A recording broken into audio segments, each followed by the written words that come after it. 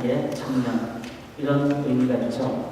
24년 된 교회가 10년 전 아니면은 24년 전에 시작했을 때하고 어떤 차이가 있을까 한번 살펴보는 것도 의미가 있다고 생각을 합니다. 10년 전의 교회와 지금의 교회는 어떤 차이가 있을까요? 단순히 외적인 어떤 말을 하는 것이 아닙니다. 중요한 것은 우리의 내적인, 질적인, 내면적인 신앙의 정도를 우리가 한번 돌아볼 수 있기 원합니다. 10년 전의 교회의 영적인 수준과 지금의 수준은 어느 정도 차이가 있는지, 이를 제 25년 주년이 될 때 저희가 1년을 생각하면서 잘 준비할 때 내년에 저희가 귀한 25주년을 맞이하게 되겠죠. 생각을 좀 넓게 해서 25년 후에 50년 됐을 때 교회는 어떤 모습이 될까? 세상은 많이 바뀔 수 있습니다. 핍박이 더 많아서 숫자가 줄어들 수 있고 또 자녀 낳는 숫자가 적어서 자연 감소할 수가 있습니다. 그런 상황을 보면서 우리가 어려워하거나 이러지 않아야지 성장하는 겁니다. 외적인 것으로 우리의 삶에 잣대를 대서 평가한다면 그건 아직도 성장하지 않았다는 뜻입니다. 상황에 관계없이 어떤 상황이든지 돌파할 수 있는 내적인 준비가 되어 있고 바라보는 시각의 차이가 있다면 그것은 성장한 모습이 되겠죠. 그래서 외적인 것을 의미하는 것이 아니라 내면이 우리의 하나님 앞에서 갖는 영적인 차원이 얼마만큼 자랄 것인가를 생각하면서 우리가 한 해를 살고 앞으로 25년을 생각해야지 25년 후가 보일 수가 있습니다. 성장의 문제, 살아있다면 반드시 성장해야 합니다. 이 성장의 문제는 좀 더 깊게 얘기한다면 성숙의 문제입니다. 이 성숙과 성장의 부분이 있지 않을 때 사람들은 살아있다는 것을 의심하게 됩니다. 외적인 것을 성장이라고 하고 내면적인 것을 성숙이라고 한다면 둘 다 필요하겠죠. 그러나 더 중요한 것은 성숙, 진정한 그 속에 있는 영적인 모습, 이 부분이 보일 때 사람들은 살아있는 하나님, 살아있는 신앙을 보게 됩니다. 변화나 성숙이 없다면 사람들은 하나님의 살아계심을 볼 수가 없습니다. 죽은 자만이 그대로 있습니다. 살아있다는 것은 변화된다는 것을 의미합니다.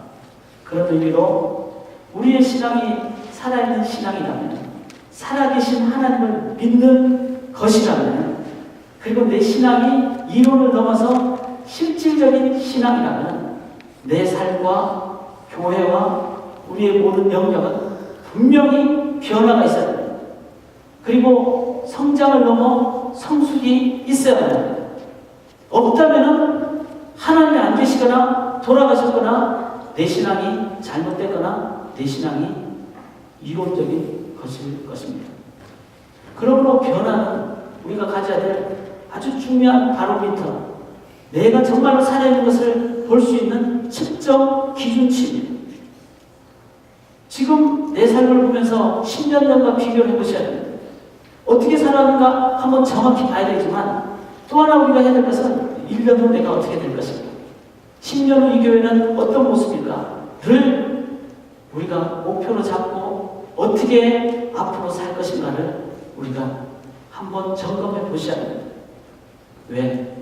신앙은 이론이 아니기 때문에, 신앙은 생명이고 살아있는 것이기 때문에, 만약에 10년 후도 우리가 목표를 잡을 필요도 없고 변화를 기대도 안 하고 변화도 안 되었고 안 될 거라고 생각한다면 여러분은 이 자리에 앉아 있는 이유가 별로 없습니다. 그리고 그렇게 있을 필요가 없습니다. 분명히 우리는 목표를 해야 됩니다. 10년 후 내가 어떤 모습이 될 것인가, 교회는 어떤 모습이 돼야 될 것인가, 그런 살아있음의 중요한 기준이 되고 중요한 증거가 되기 때문에 10년 후에 우리의 모습을 어떤 모습일까를 기대하고 목표로 삼으셔야 됩니다. 성장과 성숙은 반드시 있어야 됩니다. 이때까지 안 자랐다고 기대 안 해서도 안 되고, 이때까지 못 자랐다고 포기해서도 안 됩니다. 뭔가 문제가 있었기 때문에 그런 것이죠. 하나님이 살아계시다면 반드시 교회는 변화에 대한 민감함과 성장과 성숙을 목표로 해야만 합니다. 성도도 마찬가지입니다. 나를 보면서 사람들이 변화된다라고 그렇게 볼 수 있어야만 합니다. 중요한 것은 어떻게 자라는가도 중요하지만 어떤 방향으로 자라는가가 또한 중요한 것을 우리가 기억할 수 있기 바랍니다. 여기서 우리가 꼭 점검해야 될 것은 자주 말씀드렸던 두 가지 기준, effectiveness and efficiency, 효과성과 효율성의 구분을 하셔야 됩니다. 효과성은 방향을 얘기하죠. right things to do. 효율성은 things to do right. 방향이 제대로 돼야 열심히 빨리 달려가는 것도 도움이 됩니다. 방향을 잘못 잡으면 실은 빨리 달려가는 것이 오히려 악이 됩니다. 방향이 중요합니다. 방향이 점검이 안 된다면 한 걸음도 내가 안 가야 되겠다는 내 삶의 자세를 고집스럽게 가지셔야 됩니다. 방향을 이끌어갈 수 있는 유일한 기구는 하나님을 믿는 교회입니다. 하늘 문을 열고 닫는 곳이라고 했기 때문에 세상 그 어디에도 이 방향을 우리가 아랠 수 있는 곳이 없습니다. 교회가 방향을 정확하게 점검하는 이 부분에 진지해야지 우리들은 바르게 성장할 수가 있습니다. 로마서 7장을 한번 보시겠습니다. 7장 25절 보시면은 24절에 오라 나는 공간 사람이로다 이 사망의 몸에서 누가 나를 건져내랴 이렇게 가장 큰 고통 가운데 바울이 고백을 합니다. 그런데 가장 큰 고통을 갖는 그 상황 다음 절 25절이죠. 우리 주 예수 그리스도로 말미암아 하나님께 감사하리로다. 가장 큰 어려움 속에 갑자기 감사가 나오는데 그 중간에 누가 있습니까? 우리 주 예수 그리스도로 말미암아. 8장 1절에도 그러므로 이제 그리스도 예수 안에 있는 자에게는 결코 정죄함이 없나니 그전에는 죄 때문에 괴로워하는 나 자신이 그리스도 예수 안에 단 한 상황을 통해서 결코 정죄함이 없다는 정반대의 모습으로 바뀌게 됩니다. 우리의 방향을 바꾸는 유일한 기준은 뭡니까? 그것은 그리스도 예수 안에서라는 것입니다. 예수 그리스도라는 그분 외에는 이 세상의 죄를 해결할 수 있는 길이 없습니다. 그분은 온전한 하나님이시죠. 그 하나님이 우리 죄를 대신 져야지 죄값이 온전히 깨끗하게 되죠. 아무리 더러운 물로 꾸정물에 적신 옷을 빨래해도 깨끗해지지 않습니다. 인간은 다 죄성을 가졌기에 그 어떤 좀 더 깨끗한 구정물로 흙탕물에 더럽혀진 내 인생의 옷을 빨아봤자 동일하다는 겁니다. 십자가에 보여진 의로우신 하나님의 그 깨끗함만이 우리의 삶의 방향을 바꿔줄 수 있는 유일한 길입니다. 이 세상의 그 어느 사람, 어느 기관도 그리스도 예수의 개념이 있는 종교는 없습니다. 있는 정치 사상은 없습니다. 전부 다 내가 높이 가려고 하고 내가 신을 만들려고 하고 내가 영혼으로 나아가려고 하는 거기에는 나의 인간의 노력밖에 없습니다. 그리스도 예수 안에서라면 여기서 바울이 예수 그리스도라고 그리스도 예수라고 그분이 우리 인간으로 낮아지신 하나님이 우리를 위해서 오신 그 길 외에는 길이 없다는 것입니다. 이것을 우리는 구원이라고 그러고 이것을 믿음이라고 그럽니다. 우리의 방향의 유일한 턴, 바꾸는 것은 믿음입니다. 믿음은 뭐죠? 나를 향하는 것에서 하나님을 향하는 것.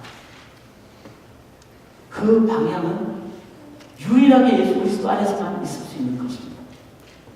우리의 삶의 모든 능력이 나를 향한 것에서 주님께로 향하는 하나님 때문에 십자가 그분만 의지하고 나가는 그 믿음만이 우리의 인생의 방향을 바꾸어주는 유일한 길이라는 것입니다. 이 부분을 우리는 어떻게 해야 될까요? 계속 해야 되겠죠. 1 더하기 2 더하기 3 더하기 4 더하기 해가지고 100만 더하면 얼마가 나올까요? 모르겠습니다. 뭐 아주 많은 숫자가 나오겠죠. 가로 열고 1 더하기 2 더하기 그 다음에 100만 가로다. 그럼 우리 인생은 이만큼 노력했다. 곱하기 0 얼마죠? 저는 다 0. 우리는 그렇게 많은 노력을 하지만 그 마지막 순간에 이것은 나를 위한 것이고 내가 있고 내가 드러나기를 원한다면 그것은 0입니다. 효과성의 문제가 점검되지 않고서는 아무리 많이 나가도 어느 순간 0이 될 수밖에 없다는 것을 우리가 기억을 해야 됩니다. 성장은 끝까지 예수 그리스도가 나의 구세주 되시는 그 모습이 있을 때만이 우리의 성장은 참다운 성장입니다. 참다운 전진이고 발전입니다. 십자가의 방향 외에는 우리의 모습 가운데 그 어떤 것도 기준이 돼서는 안 됩니다. 십자가만이 죄를 죄로 여겨주는 유일한 길입니다. 하나님 인간으로 되신 가장 위대한 사랑의 길입니다. 십자가의 방향은 높은 곳에서 낮은 곳으로 오셨습니다. 십자가의 방향은 섬김받는 곳에서 섬기는 곳으로 가셨습니다. 십자가의 길만이 경쟁과 시기와 질투의 세상 속에 유일하게 바르게 갈 수 있는 유일한 길이 바로 십자가입니다. 이것을 의지하는 것을 믿음이라고 합니다. 베드로서의 믿음은 형제 우애를 형제 우애의 사랑을 이렇게 해서 믿음 다음에 하나님의 성품으로 나가는 그 모습을 얘기했습니다. 첫 번째 계단은 믿음입니다. 이 믿음의 계단은 내가 올라가는 게 아니라 엘리베이터 100층이 아니라 천국까지 올라가는 엘리베이터 같은 거라서 그거는 내가 못 올라가는 겁니다. 근데 믿음의 덕에 지식의 형제 우애를 믿음의 덕을 쌓아야지 참다운 덕이 되죠. 내가 덕 쌓다고 그 다음에 지식을 내가 쌓아서 되지 않아. 믿음의 지식을 쌓아야지 온전한 지식이 되죠. 그러므로 우리의 삶의 모든 영역은 믿음의 계단을 넘어야지 덕도 올바른 덕이고 지식도 올바른 덕이고 형제우애도 올바른 형제우애라는 것입니다. 매 순간 방향의 문제는 중요합니다.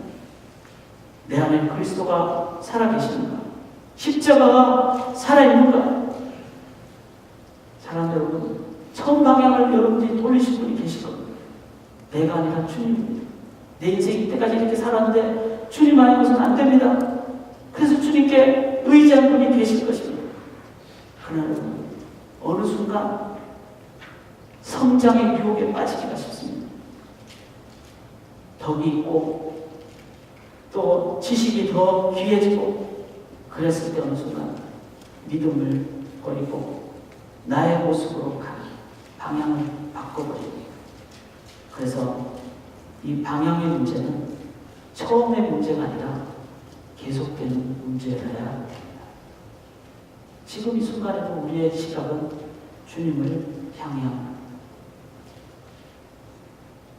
주님 오실 때까지 주님께로만 향해야만 합니다. 이것이 오늘날 교회가 가져야 될 가장 기본적인 중요한 자세입니다.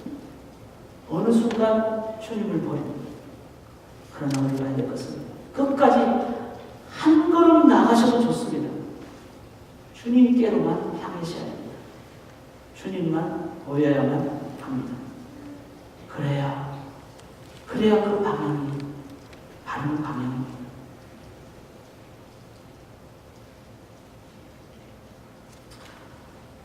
사람을 향해서 becoming being이라고 그러죠.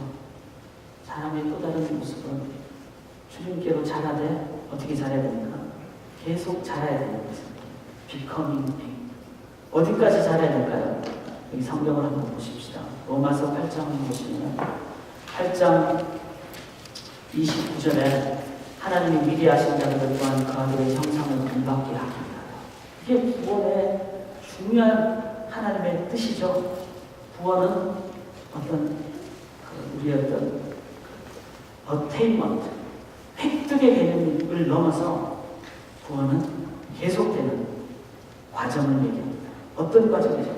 그 아들의 형상을 본받게 하기 위해서. 예수님을 본받는, 그 본받는 예수님이 어느 정도일까요? 내 모습 속에 예수님을 이만큼 본받다고 우리가 만족할 수 있겠습니까? 에베소서 2장에 예수님의 사랑의 깊이와 넓이와 높이와 깊이, 그분이 얼마나 넓겠습니까? 그분이 얼마나 깊겠습니까? 그분의 사랑의 높이가 얼마나 높겠습니까? 그분의 사랑의 길이는 영원한 사랑입니다. 그러므로 우리가 주님을 본받는 이 길, 우리의 목표는 주님을 본받는 이 방향이 설정됐으면 나아가야 될 이 속도와 그 거리는 어떤 거리여야 될까요? 이만큼이 없다는 겁니다. 이 정도면 된다는 게 없다는 겁니다. 그리스도 형상을 본받는다는 게 예수 그리스도의 장성한 분량에 이르게 자란다는 것이 어느 정도일까요? 그것은 온고잉한 계속 진행되는, 예수만 따라보고 따라가는, 그래서 따라가도 우리가 자라야 될 영역이 더 많아서 더 기대가 되고 더 깊어지고 더 넓어지고, 그래서 신앙생활은 날마다 익사해간 겁니다. 내가 이만큼 잘하는데 이게 아니라 더 잘할 영역이 있고 더. 그래서 여기 뭐라고 나와 있습니까? 30절에 미리 정하신 그들을 또한 부르신 그들을 또한 의롭다 하시고 의롭다 하신 그들을 또한 영화롭게 하시고. 정한다는 게 뭐죠? 예정이고 그 다음에 부르시고, 하나님의 소명이잖아요. 부르신 그들을 또한 의롭다 하시고 칭해 하나님의 자녀라고 불러주시고 그들을 또한 영화롭게 하셨다. 글로리피케이션. 하나님, 우리를 영화로운 하나님의 자녀. 구원의 사정에서 중간에 하나가 빠졌죠. 그게 뭐예요? 칭의 다음에 영화 전에 성화입니다. 이 표현이 안 나와 있어요. 왜 그렇죠? 성화는 주님 앞에 설 때까지 온고잉한 것이기 때문에, 계속되는 것이기 때문에, 이거는 지금도 앞으로도 주님 앞에 설 때까지 계속돼야 되기 때문에. 그래서 사랑하는 여러분, 우리의 삶에 내가 주님을 닮기를 원한다는 것은 끝이 없는, 중단이 없는 우리의 삶의 진행, 계속 나가는 이 부분이 되어야 된다는 것입니다. 이런 자세가 될 때 우리들은 방향과 속도를 바르게 갖는 자세입니다. 그것이 성장에 대한 올바른 이해입니다. 성숙이 뭘까요? 4절 한번 보시기 바랍니다. 8장 4절에 보면은 육신을 따르지 않고 그 영을 따라 행하는 우리에게 율법의 요구가 이루어진다고 했습니다. 성경이 말하는 진정한 방향이 바뀐 모습이고 성숙의 모습은 뭐라고 할까하면 영을 따라 행하는 삶을 얘기합니다. 영을 따라, 즉 나의 삶의 모든 것이 육적인 관점에서 이제는 하나님은 영이시니 하나님과 연결되는, 하나님을 향하는, 하나님과 커넥트, 연계되어서 하나님과 영적인 그 관점을 내 삶에서 갖고 살아가게 됩니다. 이게 성숙이에요. 성숙. 그게 뭐죠? 내 삶에 예배가 계속되는 거. 하나님 어떻게 생각하실까? 하나님 중심으로 생각하는 내 삶에 말씀이 계속 기억나고 기도가 된다면 그것은 내가 성숙한, 즉 영적인 사람의 모습이 된다는 것을 의미합니다. 11절 한번 보십시오. 예수를 죽은 자 가운데 살리신 이의 영이, 그 다음에 끝부분은 그의 영으로 말미암아 너희 죽을 몸도 살리신다. 성경은 성숙을 성경으로 얘기하십니다. 이 말은 우리를 다 아시기에 진정한 성숙은 영적인 차원이라는 것이 무엇인가를 이렇게 얘기합니다. 죽을 몸도 살립니다. 13절에 보면은 영으로서 몸의 행실을 죽이면 살림. 즉 모든 삶의 영역을 제 성령의 관점으로 보는 것을 얘기합니다. 몸이라는 게 뭐죠? 몸이라는 것은 내가 피지컬리 살아가는 삶의 영역을 얘기합니다. 즉 주일뿐만 아니라 직장에서, 학교에서, 일반적인 삶의 영역에서 살아가는 영역까지 하나님의 그 인도하심 따라 영적으로 살아가는 이거를 성숙이라고 얘기합니다. 주일의 영성에서 일상의 영성으로 살아가게 됩니다. 그래서 성령으로 영적인 우리의 삶을 살게 되면 우리의 삶의 모든 영역이 일상의 영성을 먹든지 마시든지 먹는 것 하나 놓고서도 우리는 하나님의 뜻을 구하며 하나님 앞에서 먹게 되는 이것이 성숙의 모습입니다. 15절 한번 보시면요. 너희는 다시 무수하는 종의 영을 받지 아니하고 양자의 영을 받았으므로 우리가 아빠 아버지라고 부르짖는다. 이 말은 몸의 영역뿐만 아니라 이제는 관계의 영역까지 나아가는 것을 얘기합니다. 성숙한 자는 자기 중심에서 쟤는 관계를 생각합니다. 그래서 어린아기가 혼자 어린아기 있을 때는 아주 작을 때는 자기 중심으로 다 생각하죠.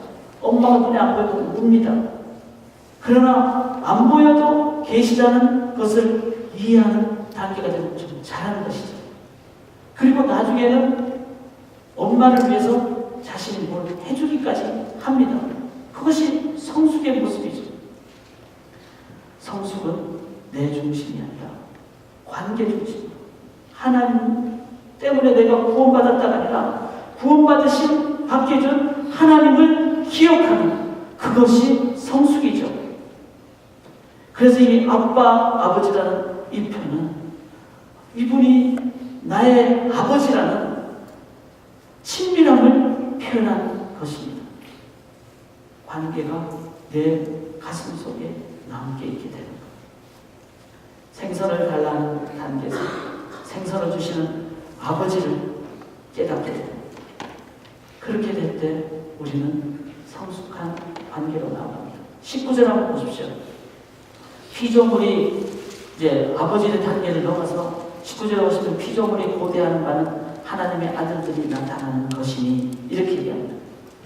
그 피조물이 고대한다는 바가 무슨 뜻일까요? 이것은 하나님 아버지의 그 관계를 깨닫는 자는 이제는 하나님께서 만들어 놓으신 이 세상을 보면서 세상을 향하여 어떻게 합니까? 주님의 마음으로 다가가는 거죠. 그래서 마태복음 7장에 우리 백은실 강사님께서 얘기해 주셨듯이 부활하 그럼 너에게 주실 것이요 우리가 받는 단계에서 받는 것을 주시는 아버지를 구하는 단계에서 아버지께서 원하시는 그러므로 너희가 남에게 대접을 받고자 하는 대로 남을 대접하라는 아버지의 마음이 가는 그곳으로 가는 그래서 세상을 향하여 피조물들이 지금 하나님의 사람들이 나타나기를 고대하고 있습니다. 모든 세상은 전부 다 자기 중심으로 내 것으로 사는데 하나님 아버지의 마음을 가진 사람은 이제는 내가 가진 것을 나눠주게 되는 그 사람들이 지금 필요하다는 거예요. 그것이 바로 성숙입니다. 남에게 대접을 받고자 하는 대로 남에게 대접하게 됩니다. 이 영역은 어디까지 갑니까? 여기 20절에 보면 피조물이 험한 데를 굴복하는 것이 아니라 21절에 그 바라는 것은 피조물도 썩어짐의 종로로 단계에서 해방될 것이고 여기서 말하는 피조물의 모든 영역은 사람뿐만 아니라 자연의 영역. 그래서 23절에 보면은 양자될 것 우리 몸의 속량을 기다립니다. 이 말은 예수 믿는 자들이 이 세상에 살면서 삶의 영역까지 자연의 영역까지 이웃을 넘어서 일반적인 자연의 영역까지 하나님의 마음으로 이기적으로 너무 많이 쓰지 않고 욕심 부리면서 쓰지 않고 하나님의 자연 원리대로 자연계를 잘 섬기며 살아가는 모습 이 모습이 누구에 의해서? 하나님이 나의 하나님이 되시고 방향이 십자가로 방향이 바뀌어진 자에 의해서 생선을 주시는 아버지, 그 아버지의 마음으로 가득 채워진 성숙한 자들에 의해서 세상 자연까지 성숙한 자들에서 바르게 살아야 됩니다. 하나님 만드신 명령입니다. 이것이 성숙의 모습입니다. 제가 방금 읽어드린 23절에 이렇게 나옵니다. 단시가에 양자를 끊고 우리 몸의 속량을 기다립니다. 이 구절을 앞뒤로 연결해서 읽어보면 이 몸의 속량이라는 것은 미래적인 것을 얘기합니다. 성숙이라는 것은 이제 미래적인 하나님 나라의 얼레이 이미 왔지만 하나님이 온전하게 임하실 그 영역까지를 기대하는 것. 그것이 진정한 성숙입니다. 여기 현대어 성경의 8장 23절을 이렇게 표현하고 있습니다. 성령을 받고 장래의 영광을 미리 맛본 그리스도인조차도 고통과 고난에서 노예하기 위하여 신음하며 하나님의 자녀로서 완전한 권리를 받게 될 날을 고대하고 있습니다. 그 날에는, 그 미래에 온전히 하나님 임하시는 그 날에는 하나님께서 우리에게 약속하신 대로 두 번 다시 병에 걸리지도 않고 죽지도 않을 새 몸을 주실 것입니다. 라고 현대의 성경은 얘기를 하고 있습니다. 미래를 바라보면서 창조하신 하나님이, 구원하신 하나님이 완벽한 구원인, 완전한 구원인 하나님의 다시 오시는 그날, 온전한 구원 그날에 오실 것이라는 것까지 믿는 자, 이 자가 성숙한 자의 모습이라는 것입니다. 어린 자녀들은 엄마 안 계시면 막 울죠. 그러나 좀 나이가 든 자녀들은 엄마가 지금 시장 갔다, 엄마가 지금 밖에 나가서 일하시고 언젠가는 들어오신다는 것을 알기에 눈에 안 보여도 울지 않습니다. 성숙했기 때문에. 하나님은 지금 눈에 안 보이셔도 하나님은 완벽하게 하기 위해서 반드시 오십니다. 창조하셨기에 알파이시기에 오메가가 되시는 하나님이시라는 사실입니다. 이것까지 우리가 알고 믿을 때 우리는 성숙합니다. 25절 보시면 만일 우리가 보지 못한 것을 바라면 참으로 기다릴지니라. 이 완전한 하나님의 오심을 바라는 자들, 참되게 믿는 자들의 자세는 뭐죠? 성숙된 자세는 참음으로 기다립니다. 이걸 인내라고 합니다. 인내, 그것은 성숙한 자의 표상입니다. 하나님의 날에 반드시 우리는 내가 이때까지 그동안 이해 못했던 것, 그 다음에 내가 계속 마음에 어려워했던 것, 하나님의 그날에 그 부분 하나님께서 다 깨끗하게 얼굴과 얼굴을 보듯이 우리에게 해결하여 주실 것입니다. 다윗 자신의 범죄 때문에 먼저 죽은 솔로몬의 형, 어릴 때 태어나자마자 죽었잖아요. 아마 다윗의 가슴 속에는 평생 그것이 어려움일 것입니다. 그러나 그가 나한테 보지 못하지만 나는 그에게로 가려니와 소망 가운데 다윗은 인내했습니다. 그리고 주님 다시 오시는 그날, 주님 앞에 서는 그날 먼저 가 있었던 솔로몬의 형, 그 아들 다윗이 보게 될 줄 믿습니다. 욥, 먼저 죽은 10명의 아들, 그 다음에 낳은 10명의 자녀. 그러나 자식을 가슴에 파묻은, 자신의 가슴에 묻은 그 자녀, 욥은 언제 보게 될까요? 하나님 앞에서는 그날 보게 될 줄 믿습니다. 그 소망을 가지고 내 삶에 어떤 상황이더라도 그 자리에서 인내하며 나아가는, 그것이 바로 성숙된 자의 모습입니다. 삶에 우리가 문제 해결하지 못한 거 있죠. 내가 어디 가서 할 수도 없는, 거리가 너무 멀게, 그런 상황 우리가 기도하게 됩니다. 제 개인적으로 제 아버님의 임종을 보지 못하고 아버님 먼저 하늘나라로 가셨죠. 병 때문에 10년 동안 말을 못하셨기 때문에 유언을 들을 수가 없었습니다. 자식으로서는 평생 가슴의 아픔으로 남아있습니다. 그러나 소망 가운데 삼아 주님 앞에 서는 그날 우리 아버님이 저에게 내가 이 말을 너한테 하고 싶었다. 그렇게 말해 주실 줄 저는 믿습니다. 그 소망 가운데 살아가는 것이 아직 이룩되지 않았지만 우리의 삶의 현장에서 임량을 살아가는 모습, 이것이 성숙의 모습입니다. 사랑하는 여러분, 이 시대에 성장을 많이 얘기합니다. 그러나 성경은 십자가만이 우리의 방향의 유일한 기준이라고 얘기하고 있습니다. 그리고 십자가를 통해서 세우는 방향은 참다운 성숙을 얘기하고 있습니다. 그것은 세상의 성장과는 다릅니다. 달라도 정반대입니다. 교회가 성도님들이 앞으로 1년 후, 10년 후 목표로 해야 될 것은 바로 하나님께서 말씀하시는 영적인 관점을 보는 것입니다. 그리고 그 영적인 영역은 몸의 영역까지 주일의 영성에서 일상의 영성을 다 그리고 내 중심에서 하나님이 나의 아버지라는 관계 중심, 그 관계는 하나님과의 관계를 넘어서 아버지의 눈길이 가는 곳까지 가는, 이웃을 향하여 가는, 그리고 하나님이 창조하신 자연의 영역까지도 우리가 소중하게 다루는 뿐만 아니라 미래의 영역까지도 하나님 앞에 서는 그날을 소망합니다. 나에게 맡겨진 현재적인 삶이 인내로 소명자로 살아가는 것. 실은 멋있는 것은 없습니다. 남들이 보기에 아주 따라올 만큼 그렇게 사람들에게 매력적인 요소는 없습니다. 그러나 이 삶이야말로 진정 세상의 사랑을, 세상에 살아계신 하나님, 세상에 하나님 나라를 보여줄 수 있는 길입니다. 우리가 이 길을 기도하고 걸어갈 수 있기를 원합니다.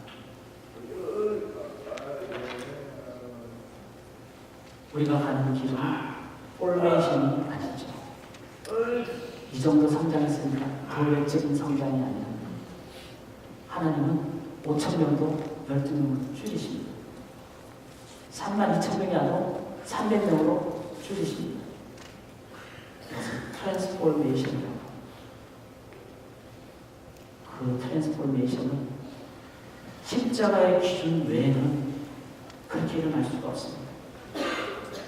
오늘도 주의 십자가만 의지하고 그 좁은 길, 그 길을 걸어가실 때 분명히 우리의 모습이 아닌 예수 그리스도의 모습, 내 속에 예수 그리스도의 모습만 온전히 보이실 때 그것은 진정 교회가, 성도가 목표해야 될 성숙의 모습이라 믿습니다. 말씀을 마치도록 하겠습니다. 우리 어린 설교 때 함께 나눴던 기억 한번 우리 같이 하시죠. 우리는 나무가 아닙니다. 성장은 꼭 해야 되지만 내가 성장하는 것이 아니라 나뭇가지로서 붙어있을 때만이 성장합니다. 근데 붙어있는 것이 어떻게 붙어있어야 됩니까? 한순간도 떨어져서는 안 됩니다. 이제 이렇게 됐다. 주일 월요일부터 이렇게 됐다가 다음 주일날 이렇게 됐다. 이렇게 되면은 수술해서 붙어서 공급을 적부침 받아서 될 수 있겠죠. 6일 동안 성장 안 하는 6일 동안 쉬고 계신 겁니다. 주님 위에 우리 보고 나뭇가지라고 하셨습니다. 우리가 절대로 못 맺는다는 것입니다. 그리고 나뭇가지의 가장 중요한 것은 1초도 떨어지지 않는 것입니다. 거기에 성장의 비결이 있습니다. 우리 함께 기도합니다.